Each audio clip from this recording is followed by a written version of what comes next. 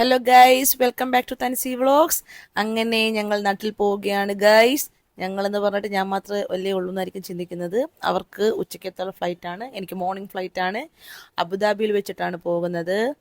അങ്ങനെ 2:30 അക്കോമഡേഷനിൽ നിന്ന് ഇറങ്ങി 4 മണിയായപ്പോഴത്തേക്കും ഇവിടെ റീച്ചായി.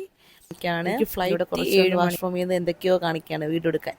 ഇത്തവണ നാട്ടിൽ പോകുന്ന കാര്യം ഞാൻ ആരെടുത്തും പറഞ്ഞിട്ടില്ല. സർപ്രൈസ് ആയിട്ടാണ് വീട്ടിൽ പോകുന്നത്. അവരുടെ റിയാക്ഷൻ എങ്ങനെയാണെന്ന് അറിഞ്ഞൂടാ.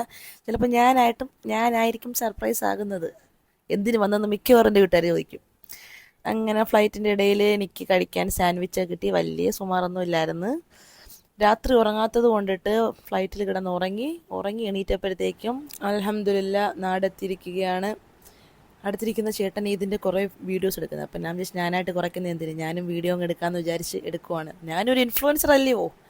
അങ്ങനെ ഇമിഗ്രേഷൻ എല്ലാം കഴിഞ്ഞു. ഞാൻ താണ്ട് എയർപോർട്ടിന് വെളിയിലോട്ട് ഇറങ്ങാവുകയാണ്. എന്നെ വിളിപ്പിക്കാൻ വേണ്ടിയിട്ട് എൻ്റെ ഫ്രണ്ട്സ് വന്നിട്ടുണ്ട്. ഞാനിങ്ങനെ ഭയങ്കര സ്ലോ മോഷന് വരുന്ന വീഡിയോ ഒക്കെ എടുത്തിടണമെന്ന് അവരടുത്ത് പറഞ്ഞതാണ്. പക്ഷെ ഇത് എടുത്ത് കുളമാക്കി വെച്ചിട്ടുണ്ടെന്നാണ് തോന്നണത്. കുഴപ്പമില്ല.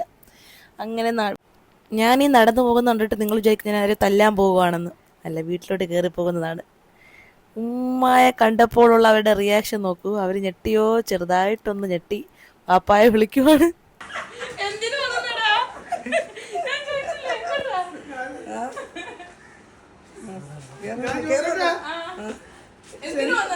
മോൻ സ്കൂളിൽ നിന്ന് വരുമ്പോഴത്തേക്കുള്ള റിയാക്ഷൻ വീഡിയോ എടുക്കണമെന്നൊക്കെ പറഞ്ഞ് ഉമ്മയുടെ കയ്യിൽ ഫോൺ കൊടുത്തതാണ്. പക്ഷേ ഉമ്മ വലിയ കാര്യത്തിൽ ഫോണൊക്കെ ഇങ്ങനെ വെച്ച് വീഡിയോ ഓൺ ആക്കിയില്ല. അതുകൊണ്ട് എനിക്ക് ആ വീഡിയോ കിട്ടിയില്ല. അങ്ങനെ ഇനി അടുത്തത് കലാപരിപാടി, വീട്ടിലെ ഫുഡ് കഴിക്കുക എന്നുള്ളതാണ്. നോക്കാൻ സ്നേഹത്തോടെ ഉമ്മ വിളമ്പി തരുന്നത്.